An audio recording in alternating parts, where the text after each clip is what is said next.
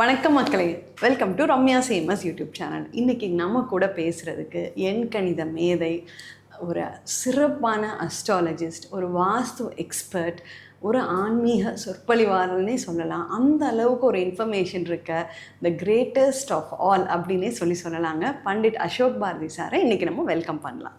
Welcome to the show sir. வணக்கம் sir. சாரோட பேசணுங்கிறது என்னோடய சைல்ட்ஹுட்லேருந்து ஒரு ட்ரீம். ஏன்னா என்னோடய 10 வயசுலேருந்து நான் வந்து சாரை பார்த்தே வளர்ந்துருக்கேன். எவ்வளவோ விஷயங்கள் சார் வந்து நம்ம எல்லாருக்குமே சொல்லி கொடுத்துருக்காங்க. இன்றைக்கி அவங்க கூட பேசி நம்ம நிறைய விஷயங்களை தெரிஞ்சுக்கலாம். சார், ஃபர்ஸ்ட் கேள்வி வந்து இப்போ நியூ இயர் வரப்போகுது 2025ல். இந்தியாவுக்கு நியூ இயர் எப்படி சார் இருக்கும்? ஒவ்வொரு வருடமே முக்கியமான வருடங்கள். சுதந்திரம் வாங்கினது நம்ம கணக்கு பார்ப்போம். இப்போ சுக்கிரதசை முடிஞ்சு, சூரிய தசை முடிஞ்சு, சந்திரதசை முடிஞ்சு, செவ்வாய் திசையில் ஓடிட்டுருக்கு பாரத தேசம். 2025 மட்டும் நம்ம கணக்கு போகிறோம். 2 4 4 5 9. இந்த 9ங்கிறது செவ்வாய். இந்தியாங்கிறது 12. சுதந்திரம் வாங்கினது 15, ஆகஸ்ட் 15. 3 6 9 ஒரு யூனிட். தேவகுரு, அசுரகுரு, மனிதகுரு. இந்த 3ஆம் எண்ணானது இந்த 9ஆம் எண்ணோடு சேரும் பொழுது நம்மளுடைய கலாச்சாரம், பண்பாடு இவைகளெல்லாம் வெளிப்படக்கூடிய ஒரு காலமாக அமைஞ்சிருந்த ஒரு வருஷம்.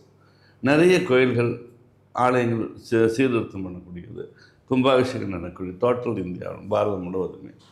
அதனால் ஆன்மீகம் தலைச்சுவங்கக்கூடிய ஒரு காலம் இது இந்த 9ஆவது வருஷத்தில். அப்புறம் 9ன்னா செவ்வாய். நம்முடைய அணு ஆயுதங்கள், நம்முடைய இராணுவ தளவாடங்கள் எல்லாம் உயர்ந்த உலகத்திலேயே நம்பர் 1 நாடாக வரக்கூடிய கெப்பாசிட்டி இந்த 9ஆம் நம்பர் கொடுக்கும். ஏன்னா 9ன்னா செவ்வாய்னா அக்னி சம்பந்தமான இராணுவ தளவாடங்கள் பெருகும்.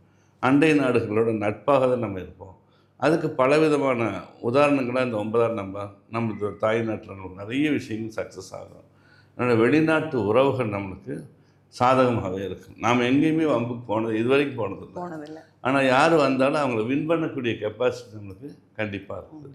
அதனால் 9ஆம் நம்பரில் நாடு பாதுகாப்பாக இருக்குது. 6ங்கிறது சுக்கிரன். மிகப்பெரிய தொழிலதிபர்கள்லாம் வெளிநாட்டில் நிறைய விஷயங்களை எடுத்து வந்து இந்த பாரத தேசத்துக்கு கொடுப்பாங்க. எக்ஸ்போர்ட் துறைகள், இம்போர்ட் துறைகள்லாம் நிறைய வளர்ச்சி அடையக்கூடிய ஒரு காலம், பொருளாதார உயர்வு. ஆட்சி அலுவலகம் போகிறாமே சில விஷயங்கள் சலசலப்புகள் இருந்தாலும் கூட ஆட்சி மாறுதல்களோ அதனால் ஒரு பெரிய தீமைகளோ ஏற்படுறதுக்கு வாய்ப்புகள் கிடையாது. அரசும் மக்களும் சேர்ந்து தன்னுடைய உழைப்பின் மூலம் மிகப்பெரிய ஒரு வெற்றி அடையக்கூடிய ரயில்வே துறை நல்ல வருமானத்தில் போகும். பலதரப்பட்ட மக்கள் ரயில்வே பிரயாணம் செய்வார்கள். விமான போக்குவரத்து கடந்த 25 ஆண்டு 30 ஆண்டுகளாகவே நஷ்டத்தில் இயங்கிட்டு வந்தது. இந்த ஆண்டு பார்த்தா விமானத்துறைகள் அருமையான ஒரு இன்கம் நம்மளுக்கு கொடுப்பாங்க. சேட்டலைட்டை நம்ம மற்றவங்களுக்கு இணையாக போட்டி போடக்கூடிய செகண்ட் ராக்கெட் தொழில்நுட்பங்கள் இதெல்லாம் பிரபலமாக வரும். பங்கு சந்தைகளில் நம்ம இந்தியா நம்பர் 1 நிற்கக்கூடிய ஒரு வாய்ப்புகள் இருக்கும். பங்கு சந்தைகள் நிறைய ஸ்பெஷலைசேஷன் துறைகளில் வெற்றியை நோக்கி போகக்கூடிய அம்சம் இருக்கும். இதில் ரொம்ப முக்கியமான விஷயம் 9 செவ்வாயினால் சந்திரன் சந்திரமங்கல யோகமாக இருப்பார். அதனால் இந்த 9ஆம் நம்பருக்கு சப்போர்ட் பண்ணுறதுக்கு விவசாயம். அப்போ விவசாயம் பெருகக்கூடிய ஒரு காலம். விவசாய உற்பத்தி, பொருள்கள் உற்பத்தி. இப்போ 8ன்னா சனீஸ்வரர், 4ன்னா ராகு நீரை உறிஞ்சி, இப்போ கடகராசிக்கு ராகு வந்தார்னா நீரை உறிஞ்சுவார். நிறைய மழையை கொடுத்துட்டு அது அப்படியே மறுபடியும் ட்ரை பண்ணிட்டு போயிடுறார். நிறைய வெங்காயம் விளைஞ்சிருக்கும், நிறைய மழையை கொடுத்து அழுகி போயிடும். தக்காளி விளைஞ்சிருக்கும், அறுக்க முடியாது. வாழை விளைஞ்சிருக்கும், அது எல்லாம் சாஞ்சு போயிடும். இப்படி அந்த பயனில்லாத விவசாயமாக இருந்திருக்கும்.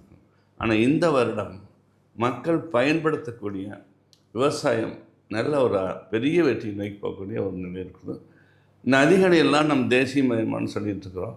அதுக்கு உண்டான திட்டங்களை தீட்டக்கூடிய ஒரு வருஷமாக இந்த வருஷம் ஏப்ரலுக்கு மேலே திட்டங்கள் முதல்ல ஆரம்பித்து அப்புறம் டிசம்பருக்குள்ளே அது ஒரு உயிர் பெற்று அது ஓடிட்டு. விவசாயத்துடைய செழிப்பு, பொருளாதார முன்னேற்றம், தொழில்துறைகளில் மக்கள் சுகமாக வாழ்றது, தங்கத்தின் விலையானது கிடுகிடுன்னு போயிட்டுருக்குது. எத்தனை ரூபாய்க்கு போனால் மக்கள் வாங்கக்கூடிய பொருளாதாரம் அவங்களுக்கு வந்துடும். அதில் ஒரு குறிப்பிட்ட வளர்ச்சிக்கு தங்கம் கீழே இறங்கிடும். அது இறங்கினாலும் கூட மக்கள் கஷ்டப்படுறதுக்கு வாய்ப்பு இருக்குது. உணவு பஞ்சமோ உணவுக்கு கெடுதல்களோ வரக்கூடிய காலம் கிடையாது. பாமர மக்கள் மட்டும் கொஞ்சம் விழிப்புணர்ச்சியோடு இருந்தாங்கன்னா நல்ல ஒரு ஒரு வளமான ஒரு வாழ்க்கையை வாழக்கூடிய ஒரு காலமாக அமைஞ்சது. அப்போ ஏபிசி 3 கிளாஸுமே இந்த 2025 சிறப்பாக வாழக்கூடிய ஒரு காலமாக பாரத தேசம் அமைஞ்சிருக்கு. ரொம்ப அருமையாக சொன்னீங்க சார். இந்தியா வந்து இன்னும் முன்னேற்றம் அடைய போகுது, விவசாயம் நல்லா வரப்போகுது, ஸ்டாக் மார்க்கெட் அருமையாக இருக்கும், தங்கம் விலை கூடும், அந்த கூடின தங்கத்தை வாங்க மக்களும் ப்ரிப்பேர்டாக இருப்பாங்கன்னு ரொம்ப அழகான விஷயம் சொன்னீங்க சார். எனக்கு ஒரு சந்தேகம் என்னென்னா, 50 இயர்ஸாக நீங்கள் ஒரு பெஸ்ட் நியூமராலஜிஸ்ட், இன்னும் இப்போ வந்து நியூமராலஜி நிறைய விதமான இதெல்லாம் ஃபேமஸ் ஆகுது. 50 இயர்ஸ் முன்னாடியே நீங்கள் ஒரு சூப்பரான ஒரு நியூமராலஜிஸ்ட்டு, அஸ்ட்ராலஜர், வாஸ்து எக்ஸ்பர்ட், இன்னும் எத்தனையோ லட்சக்கணக்கான மக்களோட வாழ்க்கையில் வந்து ஒரு சந்தோஷத்தை காட்டியிருக்கீங்க. எவ்வளவோ மிராக்கிள்ஸ் உங்கள் டென்யூரில் வந்து பார்த்துருக்கீங்க. இது எப்படி உங்களுக்கு இந்த நியூமராலஜியில் ஆர்வம் வந்துச்சு சார்? கிட்டத்தட்ட 6th ஸ்டாண்டர்ட் ஒரு சாமியார் ஒருத்தர் தன்னுடைய தோட்டம் விளையாட்டு கைலாயமணிக்கு போயிட்டார். திரும்பி வந்துட்டார். ஒரு 60 வயசுக்கு மேலே இருக்கும். நிறைய சோடிகள் வச்சுருப்பார். நான் அப்படியே ஸ்கூலுக்கு நடந்து தான் போவேன். என்னை 2-3 இடம் பார்த்துட்டே இருந்தேன் 2 நாளாக. 3ஆவது நாள் உள்ளே கூப்பிட்டாரு. ஒரு பேப்பர் கொடுத்து எழுதுனாரு. அவர் சொல்ல எழுதுனேன். பிழை இல்லாமல் அழகாக தமிழ் என்னுடைய எழுத்து கொஞ்சம் அழகாக வருது. பார்த்துட்டு இவ்வளோ அழகாக எழுதுறியே, நீ டெய்லி 1.5 மணி நேரம் வர முடியுமா? வர முடியுமா? இப்போ அந்த ஊரில் இருக்க பெரியவங்களுக்கு, அவங்க ரிலேஷனுக்குலாம் ஜோதிடம் சொல்ல நான் எழுதி ஒரு புக்குன்னா 300 பக்கம் இருக்கு. 300 பக்கம் சோடிகள் பார்த்து எழுதி அவங்களுக்கு கொடுத்து ஃப்ரீயாக கொடுத்துருவார். காசு வாங்க மாட்டார். இது 6th 11th ஸ்டாண்டர்ட் வரைக்கும் இந்த சேவை நான் செஞ்சேன். ஆமாம், தினம் போய் எழுதிட்டு லீவ் நாட்களில் காலையிலேயும் போயிடுவேன். காலையில் ஒரு 2 hours போயிடுவேன். அப்புறம் லைப்ரரி 6 மணிக்கு மேலே லைப்ரரிக்கு போயிடுவேன். லைப்ரரி போனால் 8 மணி வரைக்கும் படிச்சுட்டு அதுக்கப்புறம் தான் வீட்டுக்கு போய் பாடப்புஸ்தகம்னா அன்றைக்கெலாம் அதிகம் லைட் தானே, அதை வச்சுட்டு தான் படிப்போம். இப்படியே போயிட்டு அப்புறம் 11th ஸ்டாண்டர்ட் நான் படிக்கிறத முழுசாக கொஞ்சம் பலதேவி வச்சு அரிய சோடிகள் வச்சு ஜோதிடம் கற்றுக் கொடுத்தாரு. நான் விளையாட்டாக எல்லாத்துக்கும் சொல்கிறதெல்லாம் அப்படியே நடந்துட்டு இருந்தது. ஒரு மிக்சர் வாங்கி சாப்பிட்டு அதை பார்த்தா நீங்களும் அதிர்ஷ்டசாலியாகணும்னு போட்டுருந்துச்சு. ஏபிசிக்கு 26 இடத்துக்கு நம்பர் போட்டிருந்தாங்க. அதுக்கு உண்டான விளக்கங்கள் தெரியல. சாப்பிட்ட இதில் அப்போ விதி தான் உங்கள் கையில் கொண்டு வந்து பேப்பரை கொடுத்துருக்கு. குமுதம். அப்புறம் எப்பவுமே ஒரு பேப்பர் வாங்கினா என்ன இருந்தாலும் படிச்சு தான் கீழே போடுவேன். படித்த உடனே நான் நோட் பண்ணி வச்சுட்டேன் நம்பர்ஸில். அவ்வளோதான். அப்புறம் ஃப்ரெண்ட்ஸு, மிஸ்ஸு, டீச்சர்ஸு, நடைமுறை வேலை ஒரு வருஷம் இது பைத்தியமாக அதை அலைஞ்சு யாரை பார்த்தாலும் நம்பர் போட்டு பார்க்குறது. இப்போ இது அது குழந்தை இல்லை, ஏன் இவங்களுக்கு குழந்தை இல்லைன்னு பார்த்தேன். இவங்களுக்கே வறுமை இருக்குதுன்னு பார்த்தேன். இவங்க எப்படி இவ்வளோ ஸ்டாராக இருக்காங்கன்னு பார்த்தோம். இவங்களுக்கே என்ன திருமணம் ஆகலைன்னு பார்க்குறோம். வறுமை ஏன் கூட இவங்களுக்கு இருந்துகிட்ருக்குது. கல்லடைகளோட 5 தலைமுறையாக கல்லடைச்சிட்ருக்காங்களே. உழைப்பு இருக்குது. காலையில் 6 மணிலேருந்து சாயங்காலம் கொட்டிக்கிட்டே இருக்கிறாங்க. ஆனால் முன்னேற்றம் இல்லை. அப்போ உழைப்பு இருந்தால் முன்னேற்றம் இருக்க முடியல. ஆனால் அவ்வளோ உழைப்பும் வேஸ்ட் ஆகுது. ஏன் இந்த மாதிரி இருக்குது? இதெல்லாம் இந்த நம்பரை வச்சு அரேஞ்ச் பண்ணி எங்கள் மிஸ்ஸுக்கு கொஞ்சம் மேரேஜ் ஆகலை. அவங்களுக்கு பேர் மாற்றி கொடுத்து மேரேஜ் ஆகிடுச்சு. அதுக்கப்புறம் பால் வாங்க வருவாங்க. சொசைட்டியில் ஒர்க் பண்ணிட்டு இருந்தேன். பால் வாங்க வருவாங்க.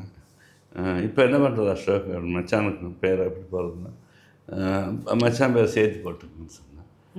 ஒரு 30-40 நாள்லேயே எம்ஜிஆர் கூப்பிட்டு சீட் கொடுத்தாரு. மினிஸ்டர் ஆகிட்டாங்க.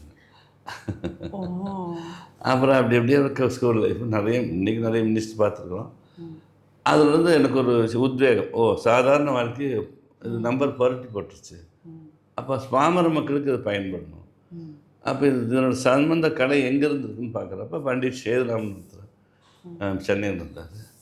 அவர் விஐபிக்கு மட்டும்தான் பார்ப்பார். பெரியவங்க அன்றைக்கி 10,000-15,000 பீஸ் வாங்குறாரு. சாதாரண மக்களுக்கு பார்க்க முடியாது. நான் அப்படியே உட்காந்துருப்பேன். அப்புறம் ஆசீர்வாதம் பண்ணுவார். அப்படி வந்துடுவேன். இப்படியே வந்துருந்தேன். அப்புறம் அவர் ஒரு நாள் என்னை ஆசீர்வாதம் பண்ணியிருக்காரு. நான் அஸ்தமனமாகிறேன், நீ உதயமாகிறேன்னு சொல்லி அவர்கிட்ட ஒரு ஆசீர்வாதம் கிடச்சிது. அது ஒரு பெரிய இதாக இருக்குது. திருப்பூர்லேருந்து வந்து அப்புறம் நம்ம நிறையா பற்றி அனலைஸ் பண்ணி அப்படி காலம் எடுத்து அந்த 50 ஆண்டு காலமாக மிகப்பெரிய வெற்றிகளை கொடுக்குறோம். மிகப்பெரிய நிறுவனங்களாக சாதாரண 1000 கோடிக்கெல்லாம் போயிருக்கு. 500 கோடி, 1000 கோடி, 2000 கோடி. திரைப்படங்கள், நிறைய திரைப்படங்கள், நம்ம பனியன் ஃபேக்ட்ரிஸ், டிவி ஷோஸ், ஜவுளி கடைகள் எல்லாமே நம்ம எம்எல்ஏலேருந்து எம்பியிலேருந்து மினிஸ்டர்லேருந்து அத்தனையும் வேறு ஒரு ரவுண்டுக்கு நம்ம கொண்டு வர முடியும். இந்த எண்கணத்தில் கட்டுப்பட முடியுது. அதனால் இது அப்படியே போயிட்டே இருக்குது. போயிட்டு போகிற வரைக்கும் போட்டோம்.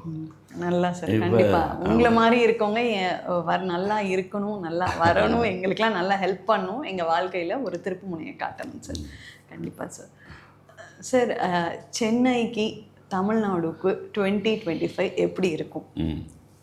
இப்போ சென்னை மாகாணம் வந்து சென்னைன்னா 7, 7ம் 8ம் சேர்றப்ப அதுக்கு ஒரு பவர் வந்துச்சு.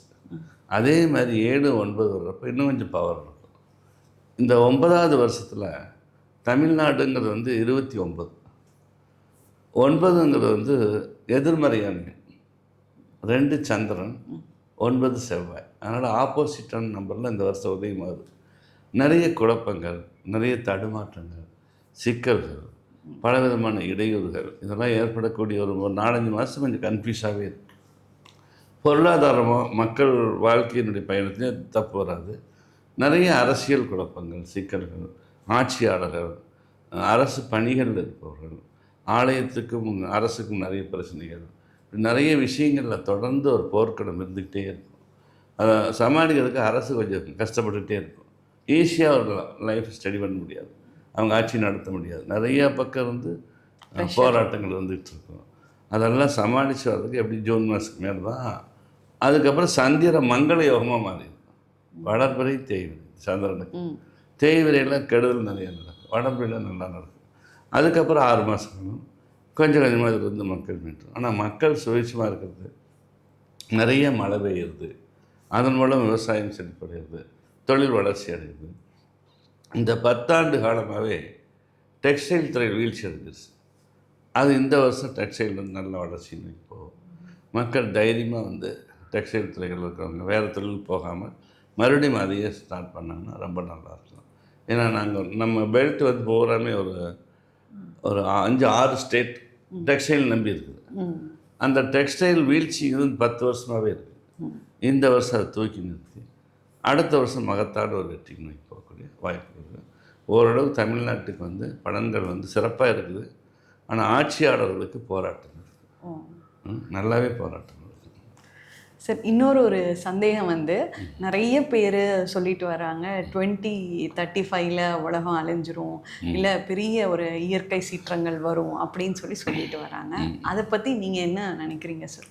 நாஸ்ட்ரடாமஸ்ன்ற ஒரு மகத்தான அறிஞர் 400 ஆண்டுகளுக்கு முன்னால் ஒரு ரோட்டில் ஓரமாக உட்காந்துக்கிட்டு கண்ணை மூடிட்டு 7 கிலோமீட்டருக்கு அந்த பக்கம் ஆக்சிடெண்ட் ஆகிடுச்சு, ஒருத்தர் கிணத்துல குதிச்சிட்டாரு, இதெல்லாம் சொல்லிகிட்ருப்பாரு. போய் பார்த்தா அதே மாதிரி இருக்கும். அப்புறம் ஒரு ரூமில் உட்காந்து ஞான நிலைக்கு போயிட்டார். போய்ட்டு அந்த உலகத்தை நான் ஆராய்ச்சி பண்ணுறேன் பண்ணி நிறைய விஷயங்களை கொடுத்துருக்காரு. 400 வருஷத்துக்கு முன்னாடியே இந்திரா காந்தி என்ற ஒரு பெண்மணி வருவாங்க, அது வந்து நல்ல சிறப்பாக ஆட்சி வருங்க. அதுக்கப்புறம் 2024 25 ஆறில் ஒரு ஹிந்து மன்னன் ஆட்சி செய்வார். அவர் சிறப்பான ஆட்சி கொடுத்து உலகமே வந்து இந்தியாவை பார்க்கும். இந்தியா வந்து சோதனைகள் நிறைந்த ஒரு நாடாக, மதிக்கக்கூடாத ஒரு இடத்துல இருந்த இடத்த மாற்றி உலகமே மதிக்கிற அளவுக்கு அந்த நாடு வந்து வளரும். அதன் மூலம் இந்தியா வல்லரசாகும். அதே மாதிரி அமெரிக்கா வந்து கிட்டத்தட்ட வந்து நிறைய குழப்பங்களால் அந்த நாட்டில் மக்கள் வந்து பிரச்சனைகளை நிறைய சந்திப்பாங்க. ஐரோப்பிய கண்டங்களில் கடும் உணவு பஞ்சம் ஏற்படும். இப்படிலாம் ஒவ்வொரு காலகட்டங்களும் சொல்லியிருக்காங்க. அது வந்து பார்த்தா நிறைய நடந்திருக்குது. 2035 உலகம் அடைகிறதுலாம் கிடையாது. நம்ம சாஸ்திரம் பிரகாரம் வியாச மகரிஷி வந்து 5045 வருஷம் இன்னும் இருக்குது. கலியுகம் 4 யுகம் இருக்குது. இப்போ கலியுகம்க்கு வந்து இன்னும் 5000 வருஷம் இருக்குது. அந்த 5045 வருஷத்துல ஒரு பகுதி நீராகும், ஒரு பகுதி நெருப்பாகும் மாதிரி பூமி வந்து அடையும். அதனால் இந்த 5000 வருஷத்துக்கு இந்த பூமி இருக்குது. அப்போ என் பேரம்பேத்தி, அவங்க பேரம்பேத்தி, அவங்க பேரம்பேத்தி யாருக்குமே பிரச்சனை இல்லை சார், எல்லோரும் நல்லா இருப்பாங்க சார். இப்போ வந்து நீங்கள் வந்து ஒரு நியூமராலஜிஸ்டையும் தாண்டி, ஒரு அஸ்ட்ராலஜியும் தாண்டி நீங்கள் வந்து ஒரு பெரிய ஆன்மீக சொற்பொழிவாளர் சார். அதனால் நம்ம இப்போ நிறைய ரெமெடிஸ் உங்ககிட்ட கேட்கணும்னு சொல்லி எனக்கு வந்து ஒரு ஆசை சார். இப்போது ஒரு மனுஷன் வந்து ரொம்ப துன்பப்பட்டு, ரொம்ப வருத்தப்பட்டு, எனக்கு லைஃப்பில் வேறு ஆப்ஷனே இல்லை, சூசைடு தான் எனக்கு வலி அப்படின்னு சில பேர் வந்து இருப்பாங்க சார். அவங்களுக்கு நீங்கள் சொல்கிற ரெமெடி என்ன சார்? இப்போ மரணம்ங்கிறது, ஜனனம்ங்கிறது வந்து கடவுள் கொடுக்குது, மரணம் அவர் தான் கொடுக்கும். 108 பிறவிகள், 4 பாதங்கள், 108 பிறவிகள். அதெல்லாம் இப்போ நம்ம 90வது பிறவிக்கு வந்திருக்கிறோம். பெரிய கஷ்டம் ஒன்று வந்துருச்சு. அதுக்காக நம்ம உடனே உயிர் விட்டுறணும் அப்படின்னு விட்டால் மறுபடியும் 1ஆம் நம்பர் போகும். மறுபடியும் இந்த கஷ்டங்களை அனுப்பிச்சு இங்கே வரணும். சூசைட் பண்ணால் திருப்பி 1ஆம் நம்பருக்கு போயிடுவோம், திருப்பி 108 வரணும். இன்னும் 10-15 இறைவன் அடையக்கூடிய காலம் விட்டுட்டு பழைய கஷ்டங்கள் மறுபடியும் அனுப்பி போயிடும். ஆனால் இது யாராவது இது தெரிஞ்சுக்கிட்டாங்கன்னா உலகத்தில் யாருமே சூசைட் பண்ண மாட்டாங்க. ஃபஸ்ட்டு அப்போ விரக்தி, பொருளாதார சீரழிவு, மகனால பிரச்சனை, மகள்னால பிரச்சனை, மனைவினால பிரச்சனை, உறவுகள்னால பிரச்சனை, பொருளாதார பிரச்சனை, இப்படி ஒவ்வொரு மனிதனுக்கு எல்லா வழிகளையும் ஒரு பிரச்சனை இருந்துக்கிட்டே தான் இருக்கும். இது இயற்கை. அப்போ அந்த இயற்கைக்கு தீர்வு காணணும். அந்த தீர்வு தான் நம்ம முக்கியமானது. இப்போ ஒரு பிஸ்னஸ் பண்ணாங்க, எல்லாமே லாஸ் ஆகிடுச்சு. வீடு வாசல் எல்லாம் போய் வாடகை வீட்டுக்கு நிற்கிறாங்க. வாடகை கூட கொடுக்க முடியல, அப்படி வச்சுக்கலாம். அந்த நேரத்தில் தான் நம்ம ஆன்மீகம் ஃபஸ்ட்டு நம்முடைய நேம் அதுக்கு என்ன காரணம்னு பார்க்கணும். இவ்வளோ வரைக்கும் நல்லா இருந்த நேம் இப்போ ஏன் வேலை செய்யுதுன்னு பார்க்கணும். ஜாதக அமைப்பில் என்ன கிரகங்களை அவர் இந்த மாதிரி கொண்டு வந்துருக்கணும். என்ன வேணாலும் இருக்கட்டும், நியமரானுங்க இருக்கட்டும், ஜாதகம் இருக்கட்டும், அதெல்லாம் மூடி வச்சுக்கலாம். வழியே இல்லாத ஒரு மனிதன் என்ன பண்ணணும்? டெய்லி ஒரு 48 நாள் காலையில் எழுந்திரிச்சு நேராக கொஞ்சம் அருகம்புல் மட்டும் கொஞ்சம் வாங்கி, மாலை கூட வேண்டாம், நேராக விநாயகர் பாத்திரம் வச்சு, அந்த விநாயகர் பாத்திரம் வச்சு அர்ச்சனை கூட வேண்டாம், 9 முறை சுற்றி வந்தோம். ஓம் கம் கணபதி நமக்கு 9 முறை சுற்றி வந்தால், ஓம் விநாயகா போற்றி, ஓம் அன்பு விநாயகா போற்றின்னு 9 முறை சுற்றி வந்தால், இந்த 48ஆவது நாள் முதல் புள்ளி அவனுக்கு கிடைக்கும். கோயில்லையா சார்? கோயில் முதல் புள்ளி கிடைக்கும். அதே கோயிலில் ஒரு தருவார், ஏப்பா எனக்கு நிறையா படம் இருக்குது, நல்ல தொழில் இருக்குது, பொறுப்பான ஆளே இல்லை, நீ ஏதாவது ஆள் தான் சொல்லுப்பா, சரி நானே வர்றேன். முதல் புள்ளி. அப்புறம் அப்படியே அவங்க டெவலப் ஆகி ஒர்க்கிங் பார்ட்னர் ஆகி அவங்க ஒரு ஓனராகி வாழ்க்கை நடத்திக்குவாங்க. இது வாழ வழி இல்லாதவங்க முதல் படியாக நம்ம செய்ய வேண்டியது விநாயகர் பெருமானை வழிபடணும். காஞ்சிபுரத்தில் சித்திரகுப்தன் இருக்கு. ஆதிசங்கரர் உருவாக்கி சித்திரகுப்தன். சித்திர மண்டபத்தில் சிவனும் சக்தியும் அப்படியே உலாவிட்டுருக்காங்க. ஒரு எழுதுகோள் கொண்டு சொல்கிறார் சிவன். அதில் ஒரு படம் ஒன்று வரைகிறார், ஒரு அழகான குழந்தை வரைகிறாரு. சக்தி அவனை கூப்பிடுக்கிறாரு. சித்திரத்தில் இருக்கணும், சித்திரகுப்தா வாங்குறான்னு வந்துட்டார். அழகான குழந்தை. அப்போ அந்த குழந்தைய பார்த்து ரொம்ப சந்தோஷப்பட்டு, நீ சாஸ்திரங்களெல்லாம் படிச்சுக்கோ, 12 ஆண்டுகள் தவம் பண்ணு, அதுக்கப்புறம் யமதர்மகிட்ட போய் இந்த பூலோக மக்களுடைய கணக்கில் இருக்கிறதுக்கு நீ சரியான ஆள் அப்படின்னு சொல்லிட்டு அந்த சித்திரகுப்தனை உருவாக்கிட்டார் ஈசன். ஆதிசங்கரர் உலகத்தில் எத்தனையோ கோயில்கள்லாம் இருக்குது, மனிதனுடைய ஆடிட்டரே அங்கே இல்லையே. மனிதனுடைய ஆடிட்டர் அவர் தான் கணக்கு பார்க்குறாரு.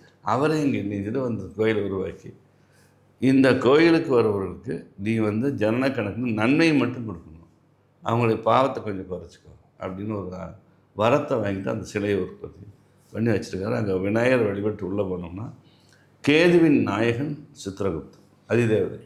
கேதுவோட அதிதேவதை சித்திரகுப்தன். சனியினுடைய அதிதேவதை ஐயப்பன். ராகுனுடைய அதிதேவதை துர்காதேவி. இந்த 3 பேரும் ஒரே இடத்துல இருக்காங்க. சம்மந்தம் இல்லாமல் ஒரு பக்கம் துர்கா, ஒரு பக்கம் ஐயப்பன், ஒரு பக்கம் சித்திரகுப்தன். சம்மந்தம் இல்லாமல் 3 பேருக்கா தெரியும். ஆனால் 3 ராகு கேது சனி பாவக்கிறாங்க. அவங்களுடைய அதிதேவதை தான் அந்த இடம். அந்த இடத்துல போய் எனக்கு குழந்தை இல்லை, எனக்கு நல்ல வரம் வேணும், திருமணம் ஆகலைன்னு எந்த வரத்தை கேட்டாலும் கொடுக்க தயாராக இருக்கக்கூடிய ஒரு அற்புதமான ஆலயம் சித்திரகுப்தன். விநாயகர் வழிபடுறோம், சித்திரகுப்தன் வழிபட்டால் கண்டிப்பாக தலையெழுத்து மாறும். அப்புறம் திருப்பட்டூர்னு ஒரு இடம். அங்கே திருப்பட்டூரில் பிரம்மா தலையெழுத்தை மாற்றக்கூடிய பிரம்மா. அங்கே ஜாதகத்தை வச்சுட்டு பண்ணாலே திருமணம் ஆகிடும், ஜாதகத்தை வச்சுட்டு பண்ணாலே வாழ்க்கை மாறும். ஜாதகத்தை ஒரு பாதத்தில் வச்சு இந்த மஞ்சள் கொடுப்பாங்க, மஞ்சள் தடவி வந்தால் இந்த மாதிரி நிறைய வழிமுறைகள். வாழவே வழி இல்லை, நான் ஜீரோன்னு அவங்களெல்லாம் ஹீரோவாக மாற்றிடலாம். ரொம்ப அருமையான விஷயம் சொன்னீங்க சார். சில நேரங்களில் சில குழந்தைங்கள் நம்மளே சிலர் சூசைடு இந்த மாதிரி முடிவுகளுக்கு போயிடலாம். ஆனால் அந்த மாதிரி போனால் நம்ம 108 ஜென்மாவை திருப்பி ஃபர்ஸ்ட்லேருந்து ரிப்பீட் பண்ணுமா, அது ரொம்ப கஷ்டங்க. அதுக்கு இருக்க இந்த வாழ்க்கையே இந்த மாதிரி ஞானிகள் சொல்கிறத கேட்டுட்டு இந்த மாதிரி சிம்பிள் பரிகாரம் சார் நீங்கள் சொன்னது, யாருனாலும் ஈஸியாக பண்ணுற மாதிரி பரிகாரம் இந்த மாதிரி சொல்லி கண்டிப்பாக நம்ம வாழ்க்கையை ஒளிமயமாற்றிக்கலாம். சார் எனக்கு நிறைய பேர் வந்து கமெண்ட்ஸில் வந்து கேட்பாங்க சார், மேடம் எங்கள் வீட்டில் வந்து 1 கிராம் தங்கம் கூட எங்களால் வாங்க முடியல, இல்லைன்னா நாங்கள் வந்து 100 பவுன் வச்சுருந்தோம், இந்த 100 பவுனும் அடமானத்தில் இருக்குது, எங்ககிட்ட இல்லை, நீங்கள் ஆனால் எங்களை ராசியானவங்கன்னு சொல்கிறீங்க, இது எப்படி எப்படி எங்களுக்கு வந்து தங்கம் சேரணும், இல்லை எங்கள் வீட்டில் வந்து செல்வம் சேரணும்னா அதுக்கு என்ன சார் ரெமெடி சொல்கிறீங்க? இப்போ பொதுவாக எண்கணித ரீதியாக 1ஆம் எண் சூரியனுடைய ஆத்மசக்தி, 1னுடைய நாயகன் யாருன்னா சிவன், பொன்னவன் அவருக்கு பேர். இப்போ 1, 10, 19 28 அல்ல, 1, 10, 19 பிறந்தவர்களுக்கு தங்கம் வந்து ஈஸியாக சேரும். அதே மாதிரி 3னா குரு, குருன்னா பொன்னவன் பேர். 3, 12, 21, 30 பிறந்தவங்களுக்கு கண்டிப்பாக தங்கம் அமையும். அதே மாதிரி 6, 15, 24 அதில் பிறந்தவங்களுக்கு 1, 3, 6 அப்படி வச்சுக்கலாம். இந்த 3 தேதிகளில் பிறந்தவங்களுக்கு இயற்கையாகவே தங்கம் அமையும். இப்போது ஒரு 7ஆம் நம்பர் தங்கம் வாங்குவாங்க, ஆனால் பெரும்பாலும் வந்து அடமானத்தில் இருக்கும். 8ஆம் நம்பர் நிறைய கோடீஸ்வரனாக இருப்பாங்க, ஆனால் தங்கம் இருக்குது, அதை அனுபவிக்க மாட்டாங்க. இந்த மாதிரிலாம் நிறைய நபரை நான் பிரித்து வச்சுருக்கிறோம். ஈஸியாக இந்த 3 பேர் தங்கம் கிடைக்கணும், அவங்களை விட்டுடலாம். இப்போ தங்கம் இல்லாதவங்க எப்படி வாங்குறது, அதை முதல்ல பார்க்கணும். இப்போ பொதுவாக நம்ம குலதெய்வத்தை வழிபாடு செய்கிறோம், எல்லோரும் நல்லா இருக்கணும், மனசு நிறைய ஒரு ஆழ்ந்த பிரார்த்தனை பண்ணிட்டு ஒவ்வொரு மனிதனும் திருமணத்துக்கு அப்புறம் வச்சுக்கலாம். ஒவ்வொரு மனைவியினுடைய வெட்டிங் டேட் அன்றைக்கி 1 பவுன் வாங்கணும். மனைவியினுடைய வெட்டிங் டேட் அன்றைக்கி, மனைவியினுடைய பிறந்தநாள் அன்றைக்கி, மனைவியினுடைய பிறந்தநாள் அன்றைக்கி 1 பவுன் வாங்கிக்கணும். வெட்டிங் டே அன்றைக்கி 1 பவுன் வாங்கிக்கணும். அவருடைய பிறந்தநாள் அன்றைக்கி 1 பவுன் வாங்கிக்கணும். இது வந்து இயற்கையாக செஞ்சுட்டு வந்தாங்கன்னு வச்சுங்களேன், ஈஸியாக ஒன்று இருக்கும். அது மட்டும் இல்லாமல் இப்போ இந்த 1 பவுன் காயை வச்சு 107 பவுன், 107 காயின், 5 ரூபா காயின் எடுத்து வச்சுக்கணும்.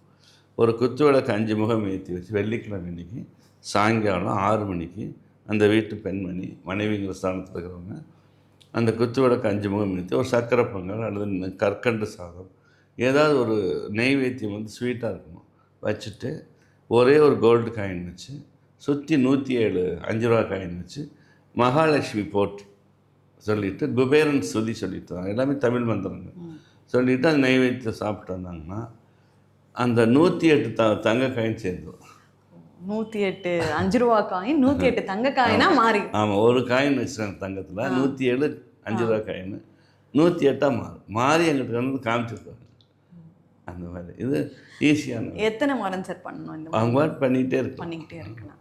பண்ணிகிட்டு இருக்கிறதுக்கு அவங்களுக்குள்ள அந்த அந்த மகாலட்சுமியுடைய அருள் கிடச்சிட்டே இருக்கு. தொழில் வளர்ச்சியாகும், தொழில் முன்னேற்றமாகும். ஈஸியாக வந்து ஒரு குழந்தை பிறந்தோடனே அந்த குழந்தையுடைய பர்த்டே அன்றைக்கி ஒரு செயின் வந்துடும், அதை அவள் கன்ஃபியூஸ் பண்ணிக்கணும். அப்போ 2 பேர்த்தினுடைய பர்த்டே 3 பர்த்டே வருது, ஒரு வெட்டிங் டேட் வருது, 4 பவுன் ஈஸியாக சேர்ந்து 10 வருஷமாச்சுன்னா 40 பவுன் வருது.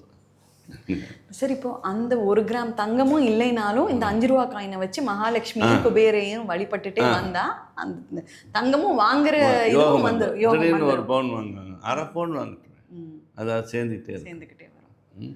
இல்லைன்னா 1 கிராம் வெள்ளி வாங்கி வச்சு அதை வழிபாடு 108 காயின் 5 ரூபா காயின் 5 ரூபா காயினாலும் அந்த அடுத்த தடவை அவங்க ஒரு 6 மாதம் கழிச்சு பார்த்தா ஒரு பவுன் வச்சு வழிபடுற மாதிரி. இந்த மாதிரி நமக்கு கண்டிப்பாக அது வந்து நடைமுறை உண்மை. எங்கிட்ட லட்சக்கணக்கான பெண்மணிகள் சொன்ன விஷயம், நான் கிட்டத்தட்ட 50 ஆண்டு காலமாக சொல்லிகிட்டு இருக்கணும்.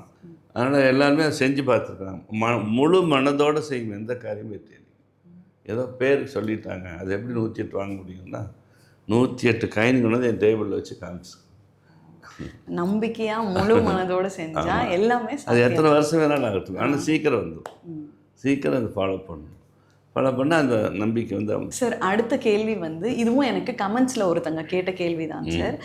எங்கள் ஹஸ்பண்டோட அன்பு எங்களுக்கு கிடைக்கணும், எங்கள் ஹஸ்பண்ட் எங்களை கண்டுக்க மாட்டுறாங்க, இல்லை எனக்கும் அவங்களுக்கும் ஒரு நல்ல அண்டர்ஸ்டாண்டிங் இல்லை அப்படிங்கிறவங்க என்ன பரிகாரங்கள் செய்யலாம்? இப்போ பொருத்தம் பார்க்குறப்ப தின பொருத்தம், அது இல்லைன்னா தினம் சண்டை வரும். கன பொருத்தம், மாகேந்திர பொருத்தம், இதெல்லாம் பொருத்தம் பார்க்குறப்ப நாங்கள் பார்த்துக்குறோம். அந்த தம்பதிகள் சந்தோஷமாக வாழ்வாங்க, அது எந்த மாற்று கருத்துமே இல்லை. இப்போது எண்கணித ரீதியாக 1, 10, 19, 28 பிறந்த ஒரு நபர், ஆண் அல்லது பெண் 2 பேர்த்துக்குமே 8, 17, 26 பிறந்த கணவனோ மனைவியோ வாய்த்தால் அந்த வாழ்க்கை அவங்களுக்கு சிறப்பாக இருக்கும். அப்போ 1ம் 8ம் சேரும்போது அந்த காலத்தடப்பு இருக்காது. அதே மாதிரி 2, 11, 20, 29 இந்த தேதியில் பிறந்தவங்களுக்கு 7, 16, 25 வரன் அமைந்து விட்டால் சிறப்பாக இருக்கும். ரொம்ப ரொம்ப அருமையாக இருக்கும். 3, 12, 21 பிறந்தவங்களுக்கு 30 பிறந்தவங்களுக்கு 6, 15, 24 பிறந்த வரன் அமைந்தால் அவங்க சிறப்பாக வருவாங்க. 4, 13, 22, 31 பிறந்தவங்களுக்கு 1ம் 5ம் பிறந்தவர்கள் சிறப்பான பலன்கள். ஏன்னா பாவக்கிரகம் அல்லவா. 5, 14, 23க்கு எந்த நம்பர் இருந்தாலும் ஓகே. அவங்களுக்கு எந்த நம்பர், எல்லா நம்பரும் அட்ஜஸ்ட். எண்களின் நாயகன் வந்து புதன். 5. 6, 15, 24 பிறந்தவங்களுக்கு 3ஆம் எண்ணில் பிறந்தவர்கள் நல்ல வெற்றி அடைவார்கள். 7, 16, 25 பிறந்தவங்களுக்கு 2ஆம் நம்பரில் பிறந்தவங்க அமைந்தால் சிறப்பாக இருக்கும். 8இல் பிறந்தவர்களுக்கு 7ஆம் எண்ணில் பிறந்த ஒரு வரன் சிறப்பாக இருக்கும். 9இல் பிறந்தவர்களுக்கு 6, 3, 3, 6, 9 ஒரு யூனிட். இதுதான் தேரி. இந்த மாதிரி தான் எந்த பிரச்சனையும் வரல. நேச்சராகவே கணவனுடைய அன்பு நமக்கு கிடையாது. அவர் வாட்டுக்கு வருவார், ட்ரிங்க்ஸ் அடிச்சுட்டு வருவார், ஒரு மூலையில் படுத்துப்பார், காலையில் எழுந்துச்சு போயிடுவார். மனைவியை கண்டால் ஒரு விரோதி மாதிரி பார்க்குறது. இந்த மாதிரி நிறைய பெண்கள் நம்மகிட்ட வந்து சொல்லியிருக்கிறாங்க. இந்த மாதிரி இருக்கிறப்ப அவங்க என்ன பண்ணணும் அப்படின்னா, புதன்கிழமை அன்னைக்கு ராமதூதராக ஆஞ்சநேயருக்கு வெற்றிலை 33 வெற்றிலை எடுத்து ஒரு மாலை மாதிரி போட்டு கொஞ்சம் வெண்ணெய் சாத்தி, அனுமன் அனுமன் பற்றி துதிகள் தெரிஞ்ச பார்க்கலாம். அனுமன் சாலிசா இல்லைன்னா அது வந்து நிறைய பேருக்கு தெரியாது. தமிழ் மந்திரங்கள், ஆஞ்சநேயருடைய ஸ்லோகங்கள் 108 போற்றி சொல்லி கோயிலே உட்காந்து சொல்லிட்டு இருந்தாங்கன்னா ஒரு 9 வாரம் 18 வாரம் திடீர்னு அந்த கணவன் போய் ஒரு இடத்துல இருப்பார், ஃப்ரெண்ட்ஸோடு பேசிட்டுப்பார். என் மனைவி நாளைக்கு பிறந்த நாள், நான் இதெல்லாம் வாங்கி கொடுக்கணுமே, காசு இல்லைப்பா, ஏதாவது ஒன்று ரெடி பண்ணணும் அப்படின்னு சொல்லிட்டுருக்குறாங்க. அப்போ இவங்க மைண்டில் ஓடும், இத்தனை நாள் வராது ஓடும். நம்மையே மனைவி இப்படி வச்சுருக்குறோம், விரோதியாக பார்க்குறோம். நம்ம பாரு ஒய்ஃப் பார்த்துருக்கு இவ்வளோ ஃபீல் பண்ணான்னு இந்த ஆஞ்சநேயனுடைய வழிபாடு அங்கே போய் எடுக்கும். அப்போ திருந்துறதுக்கு வாய்ப்பு திருந்தி நல்லா நான் வாழ்க்கை கண்டிப்பாக எல்லா விஷயங்களுக்கும் ரெமெடி உண்டு. ஆனால் அதுக்கு பொறுமை காமிக்கணும். 3 வாரம் போட்டு ஒன்று காணாம அப்படிங்கிறது. அப்போ அந்த மனசை மாற்றக்கூடிய சக்தி பகவானுக்கு உண்டு. அதனால இத்தனை கடவுள் நம்ம இந்து சாஸ்திரம் வச்சுருக்கோம். இத்தனை கடவுள் ஏன் இத்தனை கடவுள் வச்சுருக்காங்க? ஒவ்வொரு இடத்துலையும் ஒவ்வொரு பவர் தூக்கி வச்சுருக்காங்க. நேராக விநாயகர் மட்டும் தான் வழிபடலாம், தப்பு கிடையாது. சிவனை மட்டும்தான் வழிபட்டுக்கலாம். ஒற்றை தெய்வமும் வழிபடலாம். இந்த மாதிரி ரெமடிஸ்க்கு அந்தந்த தெய்வத்தையும் வழிபடலாம். இப்போ நல்லா தூக்கத்தை இருந்துச்சுன்னா சமயபுரத்தம்மா தான்.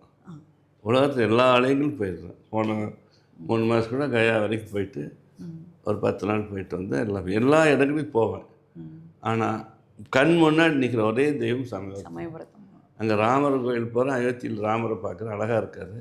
அந்த ஒரு நிமிஷம் அழகாக பார்த்தோன்னே அதுக்கப்புறம் எனக்கு அம்பாள் தான் தெரியலாங்க. எனக்கு கண்ணுக்குள்ள அம்பாள்.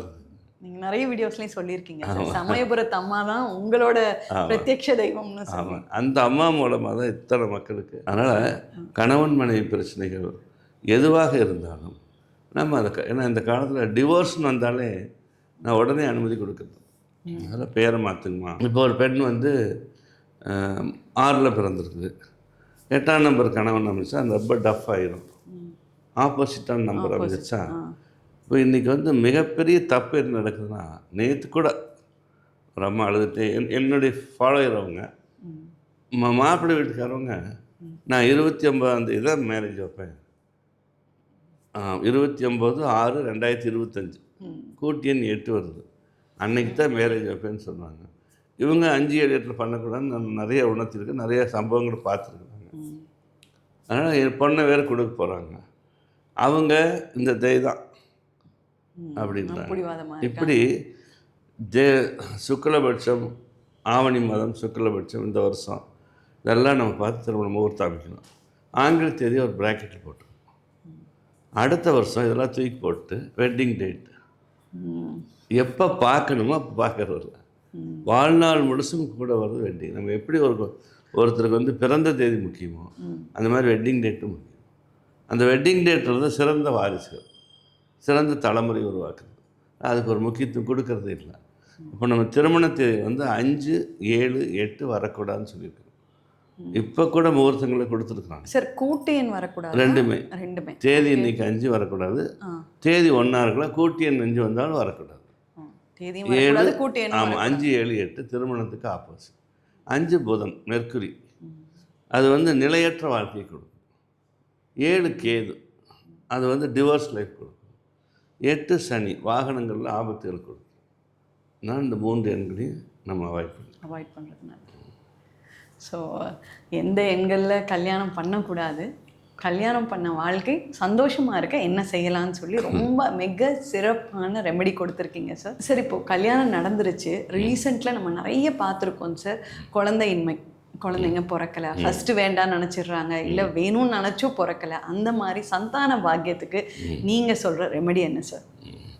இப்போ ஜாதக ரீதியாக மேஷ லக்னம்னு வச்சுக்கலாம். 5வது வீடு புத்திரஸ்தானம்.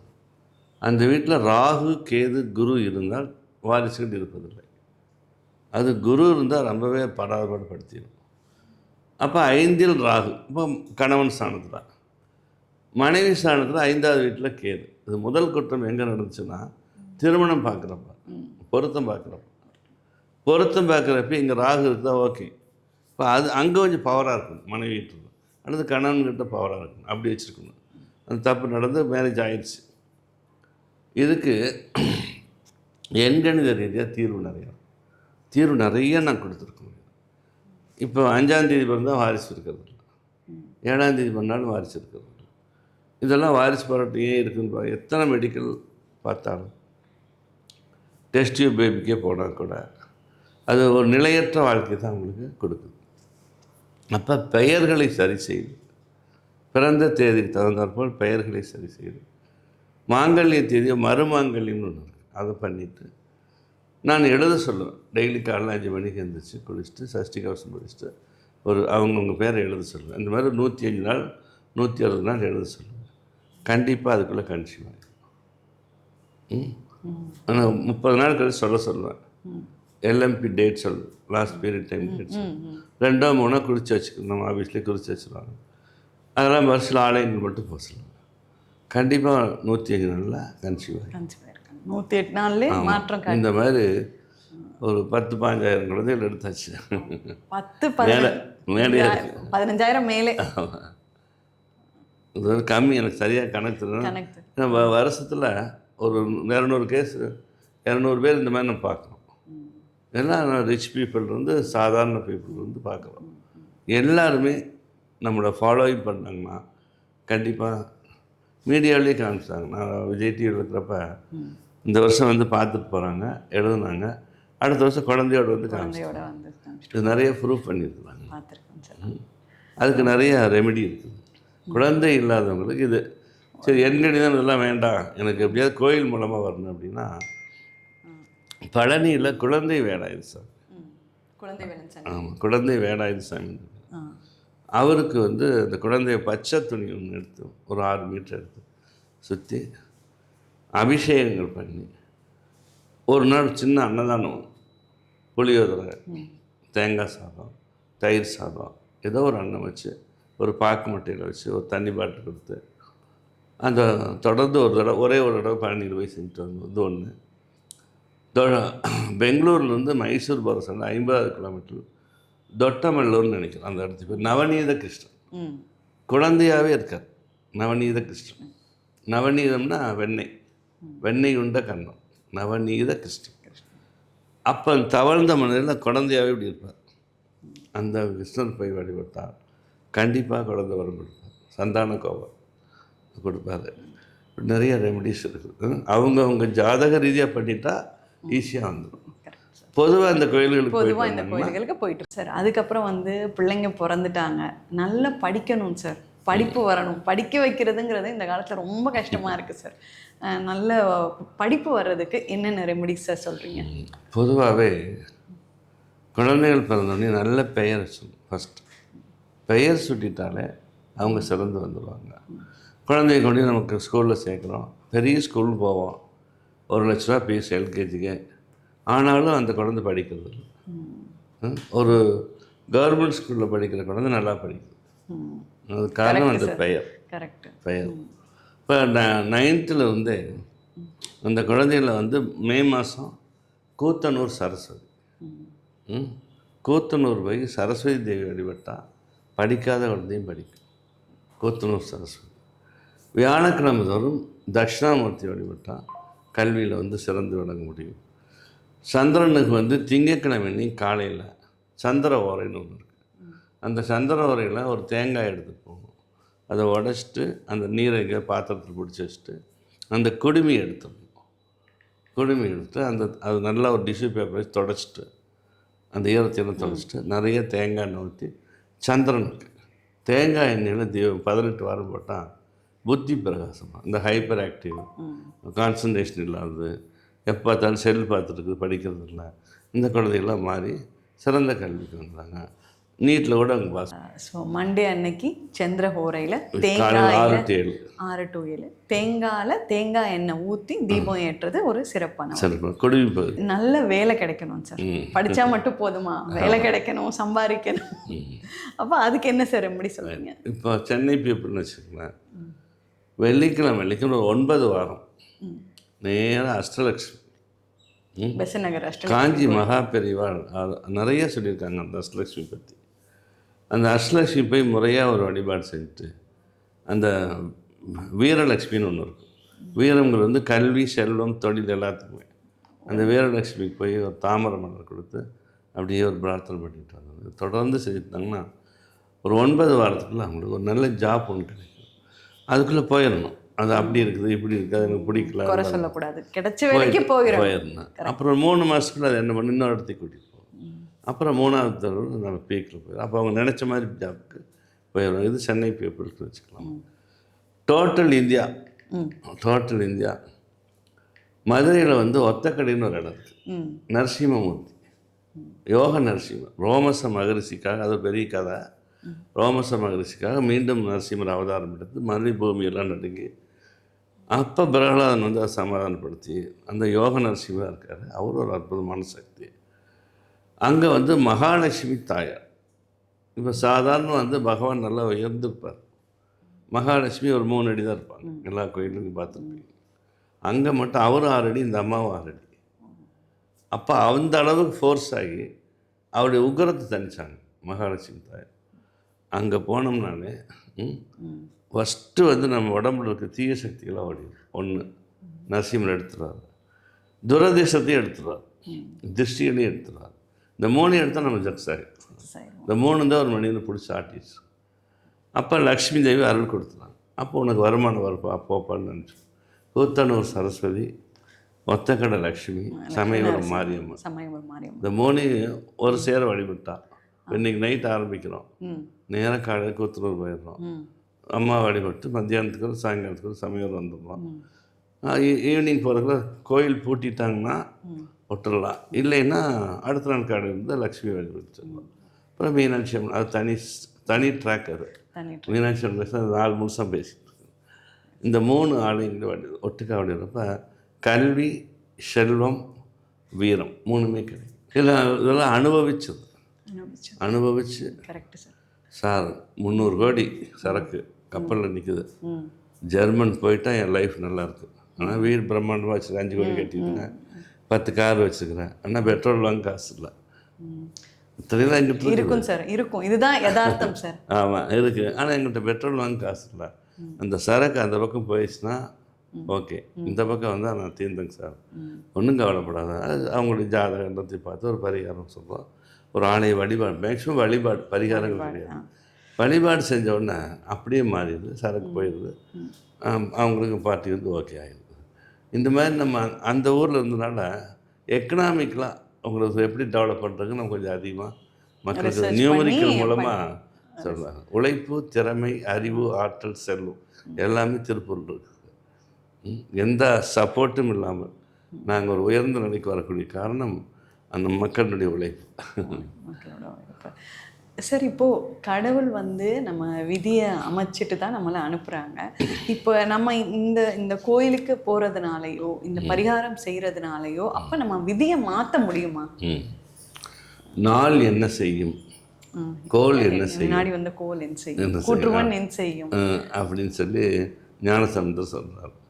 அப்போ அதனால் அவர் ஆஸ்திகர் இல்லை, நாளும் கோடையும் அவர் ஏற்றுக்கிட்டார். அதனால் அது என்னை என்ன பண்ணிடும், ஈசன் என்னுள்ள இருக்கிறப்ப.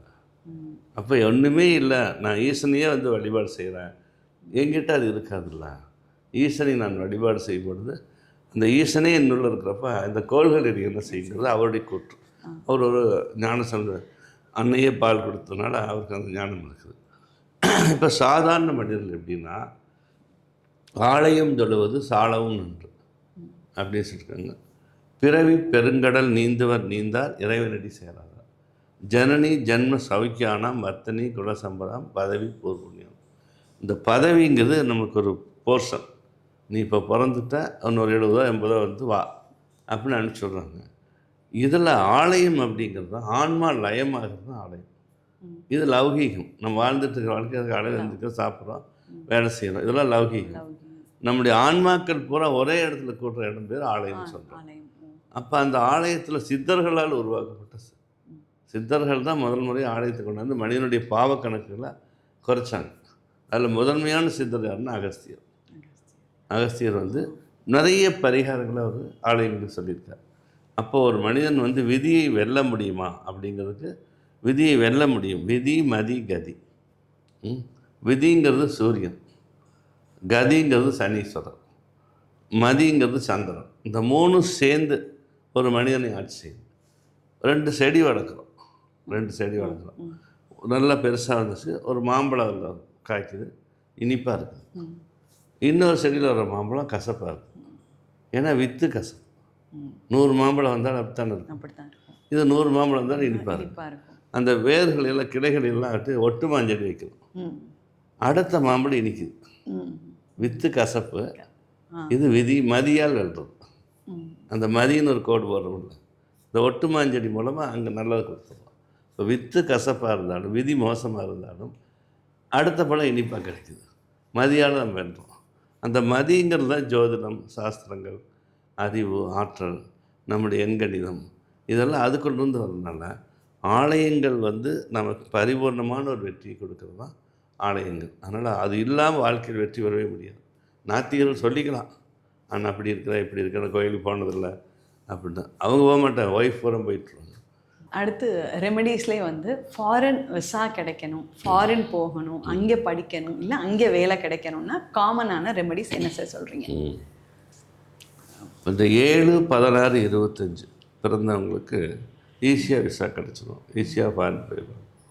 அவங்க குழந்தைகளெல்லாம் ஃபாரினில் போய் நிறைய எர்ன் பண்ணுவாங்க. இது 7ஆம் நம்பருக்கு உண்டான நீதி. அப்போ அங்கேயே படிக்கிறாங்க, ஃபாரின் போயிட்டாங்க, ஸ்காலர்ஷிப் படிச்சுட்டாங்க, ஆனால் வேலை கிடைக்கல. அது நிறைய பேர், அதுதான் கஷ்டம். இங்கேருந்து போக முடியலைங்கிறது ஒன்று, அங்கே போய் படித்து முடிச்சுட்டு வேலை கிடைக்கலைங்கிறது ஒன்று. இந்த 2ம் இருக்கிறவங்க என்ன பண்ணணும் அப்படின்னா, எப்பயுமே நம்ம கைக்குள்ளே இருக்கிற விஷயந்தான் அது. ஃபஸ்ட்டு அவங்க குலதெய்வத்துக்கு ஒரு அபிஷேகம் பண்ணணும். ஃபஸ்ட்டு பையன் குலதெய்வத்துக்கு அபிஷேகம் பண்ணணும். நேராக அலமேலு மங்கை போய் வழிபடணும். திருச்சானூர். ஆமாம், அலமேலு மங்கை வழிபடுறப்ப கௌதம மகரிஷி நமக்காக நம்ம நவக்கிரகங்களோடு பேசுவார். அலமேலு மங்காபுரம் போகிறப்போ கௌதம மகர்ஷி நவக்கிரகங்களோட நமக்காக பேசுவார். இடைக்காட்டு சித்தனுடைய சமாதியில் அண்ணாமலையார் இருக்கார். அவர் நவக்கிரக மழை பெய்யும் பஞ்சம், 12 ஆண்டு நாட்டில் பஞ்சம். ஆனால் இவர் வீட்டுக்கு விருந்துக்கு வர்றாங்க, நான் 9 கிரகங்கள். இவர் என்ன பண்ணார், பஞ்சம் வருதுன்னு கணிச்சிட்டு இந்த செவரில் போகிற அரிசி பருப்பு எல்லாத்தையும் வச்சிட்டாரா. இந்த ஆட்டுக்குட்டி பூரா எருக்கிழஞ்செடி, பஞ்சத்தில் விளையும் இல்லை முள் செடி, இதெல்லாம் கொடுத்து பழகிட்டார். அது பஞ்சத்தில் அது பாட்டு சாப்பிட்டு கொளுத்துருக்குது. அந்த ஆடு வந்து அரிக்கிறதுக்கு இப்படி தோன்றப்போ அந்த மனுஷன்லேருந்து அரிசி வந்துடும்.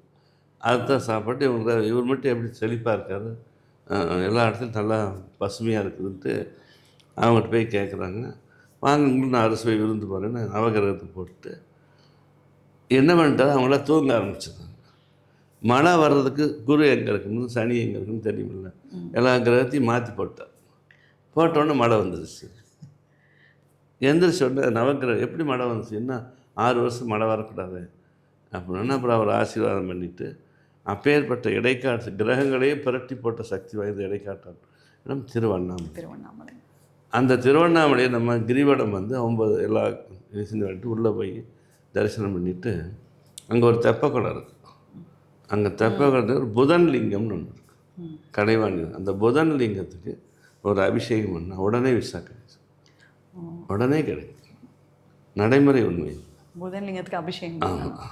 Okay sir. அது பார்த்தா பூட்டியே தான் வச்சுருப்பாங்க. வயிறு ரெடி பண்ணி போய் திறந்து ஏதாவது ஒரு பஞ்சாமிர்தமோ பாலோ தயிரோ வாங்கிட்டு போய் அபிஷேகம் பண்ணி அந்த புதனுக்கு ஒரு ஆடை எடுத்து கொடுத்தா இமீடியட்டாக அபிஷேகம். அருமை சார், ரொம்ப அருமையான ரெமடி சார். அப்புறம் இப்போ நம்ம நிறைய இந்த ஏரால நம்ம வந்து பார்த்துட்ருக்கோம் சார். நிறைய சம்பாதிப்பாங்க, ₹1 காசு கூட வீட்டில் தங்காது சார். இது ஏன்னா இப்போ இருக்க கல்ச்சருக்கு, இப்போ இருக்க ஸ்விக்கி இதனாலயா இல்லை ஷாப்பிங் மால்ஸ் கூடினதுனாலயா எதுனாலையும் தெரியல சார். இந்த மாதிரி இருக்கிற இந்த நிலைமைக்கு என்ன சார் நீங்கள் ரெமடி சொல்கிறீங்க? பொதுவாக வந்து அரசு எம்ப்ளாயி வந்து ஒரு 25 அல்லது 30 ரூபா சம்பளம் வாங்குறாங்க. குழந்தைகள் ஃபீஸ் கட்டணும், வாழ்க்கையை ஓட்டணும், பற்றாக்குறை. அப்போ பற்றாக்குறைக்கு எதையோ ஒன்று பண்ணி ரெடி பண்ணி போயிட்டே இருக்கிறாங்க. பற்றாக்குறையிலேயே வாழ்ந்துட்டுருக்குறாங்க. அரசு இருக்கிறாங்க. நல்ல பிஸ்னஸ்மேன் பார்த்தா டெய்லி 50,000, 1 லட்சம், 5 லட்சம், 10 லட்சம் சம்பாதிக்கிறாங்க. நான் சொன்னேன் பார்த்தீங்கன்னா 10 கார் நிற்குது, பெட்ரோல் காசு இல்லை. அந்த மாதிரி இருக்குது.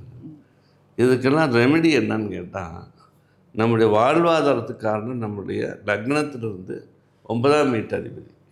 அது முக்கியமானது. நம்ம தேதிக்கு நம்ம பேருக்கு உண்டான ஒரு விஷயம். பேர் நம்ம நல்லா இருக்கிறோம், நல்லாவே பண்ணிகிட்ருக்குறோம். ஒருத்தருக்கு வந்து நான் பார்க்குறப்ப வந்து அவருக்கு ஒரு ₹100 கடன் இருந்துச்சு 50 இயர்ஸ் முன்னாடி. அப்புறம் ₹500 கடன் இருந்துச்சு கொஞ்சம் கொஞ்சமாக காலேஜ் போகிறப்ப. வேலைக்கு போய்ட்டு வரப்போ அதில் ₹5000 கடன் ஆச்சு, ₹1,00,000 கடன் ஆச்சு. இந்த ₹1,00,000 கடனுக்கு ரொம்ப திணறுவார், புலம்புவார். நான் ஒன்றும் பண்ணுறது அதெல்லாம் சரியாயின்னு சொல்லுவேன். இப்போ அவர் நல்லா வளர்ந்துட்டார். இப்போ அவருக்கு ₹500 கோடி கடன். ஆனால் ஜாலியாக இருக்கார். ஏன்னா இன்கம் வருது, அதை வந்து நான் ரெடி பண்ணிடுறேன், நம்பிக்கை இருக்குது. அப்போ ₹100 கடன் இருந்திருக்கு, ₹500 கோடி கடன். இது ஒரு ட்ராக். நீங்கள் சொல்கிறீங்கன்னா பாமர மக்கள் நம்ம எல்லாருமே எடுத்துக்கலாம். சம்பாதிக்கிறோம், செலவு பண்ணுறோம், ஒரு டெபாசிட் பண்ண முடியல, ஒரு வீடு வாங்க முடியல, ஒரு இன்வெஸ்ட்மெண்ட் பண்ண முடியல, ஒரு பேங்க் பேலன்ஸ் இல்லை. இது நம்ம எல்லாத்துடைய நிலையில் இப்போ 80% இன்றைக்கி அப்படி தான் பொருளாதாரத்தில் அப்படி தான் இருக்குது. இந்த மாதிரி இருக்கிறவங்களுக்கு தான் நான் சொல்கிற பரிகாரம் என்னென்னா, எப்பயுமே நம்முடைய செல்வங்களுக்கு நாயகி வந்து மகாலட்சுமி. மகாலட்சுமியை புதன்கிழமை இன்றைக்கி ஒரு சிலை ஒன்று வச்சுட்டு மகாலட்சுமிக்கு அபிஷேகம் பண்ணணும். என்ன அபிஷேகம் அந்த அம்பாள் பிடிக்கும்னா, இனிப்பான அபிஷேகம். இனிப்பான அபிஷேகம் என்ன? பாயசம், கல்கண்டு பால், இதெல்லாம் நெய்வேத்தியமாக வச்சுக்கலாம். கரும்பு சாறு பண்ணுறோம், அது இனிப்பு. கரும்பு சாறில் அபிஷேகம் பண்ணிவிட்டு லட்டு மாதிரி நெய்வேத்தியம் வச்சுட்டு மகாலட்சுமி ஸ்லோகங்கள் சொல்லிட்டு இருந்தோம்னா ஒரு 9 வாரத்தில் கொஞ்சம் இன்கம் ரைஸ் ஆகும், விரயங்கள் கம்மியாகும். அப்புறம் ஒரு 9 வாரத்தில் இந்த மாதிரி மகாலட்சுமி புதன்கிழமை இன்னைக்கு சுக்கர ஓரைகள் இருக்கும் ஒவ்வொரு. அந்த சுக்கர ஓரையில் அம்பாளை வந்து நல்லா சுத்தம் பண்ணி அந்த இடத்துல ஒரு பீடத்தில் வச்சு அபிஷேகம் பண்ணி நல்லா தொடச்சிட்டு பன்னீர் ஊற்றி நல்லா வாசமான இடமா இருக்கணும்.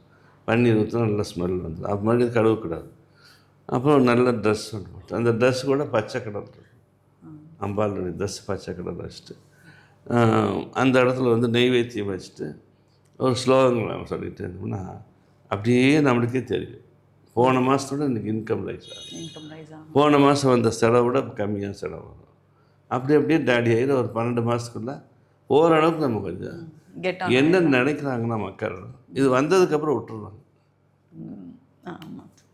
இது வந்துருச்சா 3 வாரம் பண்ணுவாங்க, கொஞ்சம் முன்னேற்றம் நினைக்கும், அதான் நல்லா வந்துட்டோமே இனி எதுக்கு அப்படின்னு சொல்லி மறந்துடுறேன். இது தப்பு. தொடர்ந்து அதை நம்ம செய்யலாம். ஒரு வாரம் பண்ண முடியல, ஓகே, ஒரு வாரம் வெளியூர் போகிறோம், ஊருக்கு போகிறோம், விட்டுலாம். இது வந்து பொதுவான கருத்து. எண்கணித ரீதியாக நான் எழுத சொல்லுவேன்.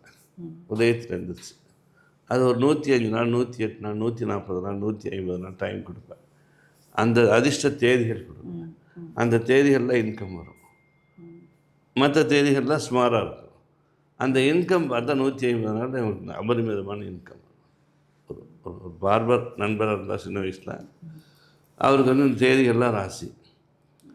வாடகை கொடுக்கணும். வாடகைன்னா 100 ரூபா தான் வாடகை. 2-3 சேர் போட்டிருக்காரு. அவர் எதை கட் பண்ணுவார், சேவ் பண்ணுவார். அப்படி பண்ணிட்டு இருந்தாலும் கூட வாடகை கொடுக்குங்க சொன்னால் வீட்டுக்கு குழந்தைங்களுக்கு ஃபீஸ் கட்ட முடியாது. கரெக்டாக 27ஆம் தேதியிலேருந்து 3 நாள் அவர் ராஜேஸ்வரி உபாசனை பண்ணுவார்.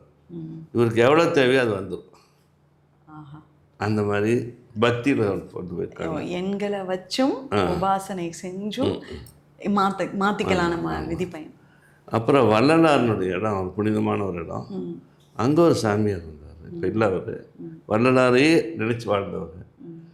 நாங்கள் திடீர்னு ஒரு 20 பேர் போயிடுறோம் வேனில் எடுத்து அவரை பார்க்குறதுக்கு. சமாதிக்கு போயிட்டு வள்ளலார் போய் பார்த்துட்டு அங்கே அவர் வீட்டுக்கு போவோம். அவரை யாரையுமே முகம் சொல்லிக்க மாட்டார். அவங்களும் அவங்க ஒய்ஃபும், அவங்களுக்கு குழந்தை இல்லை. எங்களெல்லாம் அன்பாக வரவேற்பார். வந்து உட்காந்த உடனே மோரோ காஃபியோ டீ ஏதாவது கொடுத்துருவாரு. எல்லோரும் சாப்பிட்டு தான் போகணும்.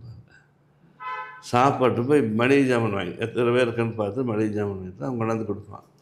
ஐயா அது மாதிரி 140 ரூபா வருது, காசு இல்லையே அவர்கிட்ட. அந்த திருவருட்பா எடுத்து வந்தாங்க. இப்படி திறப்பார். அதுக்குள்ள 140 ரூபா 30 பைசா இருக்குது. நான் பார்த்த உண்மை. அப்படி வாழ்நாள் முடிச்சு அன்னதானம் போட்டேன். வள்ளலாரே வந்து போட்டார். வள்ளலாரே வந்து. ஆமாம், இது மாதிரி இதெல்லாம் நம்ம பல விஷயங்களை உணர்றப்ப நம்மளால் அந்த விஷயங்களெல்லாம் பார்க்கலாம். இன்னொன்று சார், தீரா கடன். என் காலம் ஃபுல்லாக வட்டி கட்டவே சரியாக இருக்குது. இது என்னென்னா நீங்கள் சொல்கிறது வந்து ஹை கிளாஸ் கடன். அது என்னென்னா கடனும் இருக்கும், அசட்ஸும் இருக்கும், அது பிரச்சனை இல்லை.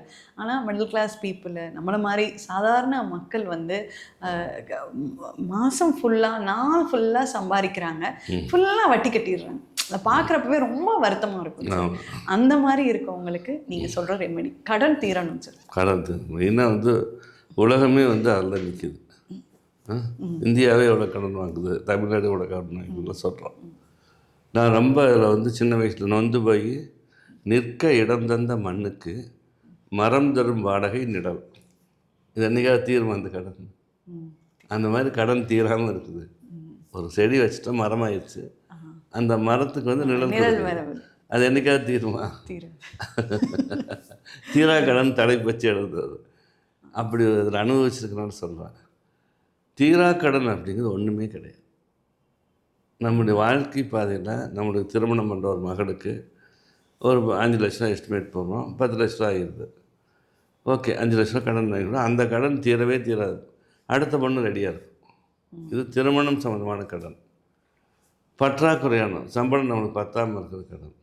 அப்பாவுக்கு நோய், அம்மாவுக்கு நோய், மனைவி ஏதோ ஓரளவுக்கு சம்பாதிச்சிட்ருக்காங்க, குடும்பத்தலைவரும் சம்பாதிச்சாங்க, 2 பேருக்கு வருமானம், வாடகை வீடு, அந்த தாய் தந்தையரை காப்பாற்றணும், குழந்தைகள் ஸ்கூலுக்கு அனுப்பணும், பற்றாக்குறை. இந்த பற்றாக்குறையினால இந்த கடன் தீரா கடன் தான் வந்து நிற்குது. இந்த மாதிரி இருக்கிறவங்க தான் ஈசன் அழகாக சொல்லியிருக்காரு. சோமவாரம் திங்கட்கிழமை அன்றைக்கி ராகு காலத்தில் ஏன்னா அவர்கிட்ட பாம்பு தான் முக்கியம். அந்த ராகு காலத்தில் வில்வத்தில் அர்ச்சனை பண்ணணும். யாருக்கு? சிவனுக்கு அர்ச்சனை பண்ணிவிட்டு தொடர்ந்து பண்ணிகிட்டு இருந்தோம்னா இந்த தீரா கடன் தீர்ந்து. அப்புறம் நேராக பைரவர்கிட்ட போய் நிற்கணும். பைரவர்கிட்ட போய் அங்கே போய் அவர்கிட்ட நின்னால் மட்டும் பத்தாது, ஒரு ஆழ்ந்த பக்தியோட நம்முடைய செல்வங்கள் அனைத்துக்கும் அதிபதி பைரவர். நம்ம தேய்வரை அஷ்டமணிக்கு போய் ஒரு நாள் போய் கும்பிட்டு வந்துடுறோம், அது வந்து எஃபெக்ட் இருக்காது. பைரவரை திங்கக்கிழமை வழிபட்டு தேய்வரையும் பண்ணுறப்ப 2 சேரும். அப்படி பண்ணுறப்ப கண்டிப்பாக அந்த ரெமெடி வந்து தீரா கடன்கிற ஒரு பெரிய விஷயமே இல்லை, நம்ம மனசு தான். உங்கள் எக்ஸ்பீரியன்ஸில் உங்களை மாதிரி ஞானிகளுக்கு பெரிய விஷயம் இல்லை சார். இல்லை, நம்மகிட்ட வர கஸ்டமர் 3 கேள்விகளுக்காக வர்றாங்க. ஒன்று, வாழ்க்கை ஆதாரம் ரொம்ப கம்மியாக இருக்குது, என்னால் எதுவுமே செய்ய முடியல, சுற்றி கடன். நான் ஒருத்தர் சொல்கிறாரு, நான் இறந்தால் கூட கடன் வாங்கி வச்சு தான் இறக்கணும், என்னோடய இஎம்எஸ் கூட கடன் வாங்கணும், நொந்து போய் சொல்கிறாரு. அப்படி இருக்கிறவங்களெல்லாம் இன்றைக்கி சிறப்பான முறையில் வாழ்ந்துட்டுருக்குறாங்க. அதுக்கு நம்ம கொடுத்த ரெமெடி தான் காரணம். இது பொதுவான ரெமெடி. இப்போ நீங்கள் கேட்குற கேள்வி வந்து திங்கக்கிழமை அன்றைக்கி ஈஸ்வரன் வழிபாடு வில்வத்தில் வழிபடுறப்ப கண்டிப்பாக நம்மளுக்கு கடன் தீர்ந்துகிட்டே இருக்கும். இது நம்ம பார்த்த உண்மைகள். இதுவாக நியூமராலஜியில் சீக்கிரமான தீர்வு. நான் நிறையா பண்ணியிருந்தேன். வர்றாங்க 80% கஸ்டமர் அவங்க தானே, வாழ்க்கை ஆதாரம் தானே. இப்போது சகுந்தரான்னு ஒரு பேர் இருக்குது, சகுந்தரா தேவின்னு மாற்றணும். அது வரைக்கும் இல்லாத தொடர்புகள், தொழில் முன்னேற்றம், வசந்தம், வீட்டுக்குள்ளேயே இருந்து பண்ணோம். பேர் மாற்றி எழுத ஆரம்பித்தோன்னா டக்குன்னு ஒருத்தர் வந்து நான் பியூட்டி பார்லர் வச்சுக்கிறேன், எனக்கு ஹெல்ப் ஆடி வா அப்படின்னு கூப்பிட்றாங்க. ஹெல்ப்புக்கு போகிறாங்க, கற்றுக்குறாங்க. 1 வருஷம் 2 வருஷம் அவங்க கற்றுக்குறாங்க. எங்கேயும் போய் பார்லர் வைக்கல, ஏன்னா அந்தளவுக்கு காசு இல்லை. வீட்டிலேயே வர்ற கஸ்டமருக்கு ஒரு இன்கம் பண்ணிக்கிறாங்க. கொஞ்சம் நாள் அப்படி அப்படியே டெவலப் பண்ணி பெரிய லெவல் வந்துடுறேன். இது இறைவன் மூலமாக நம்மளுக்கு கிடைக்கிற கிஃப்ட். எந்த முயற்சியுமே பண்ணாமல் நம்ம அமர்ந்தோம்னா கஷ்டம்னு சொன்னால் எப்படி கஷ்டம் தீரும்?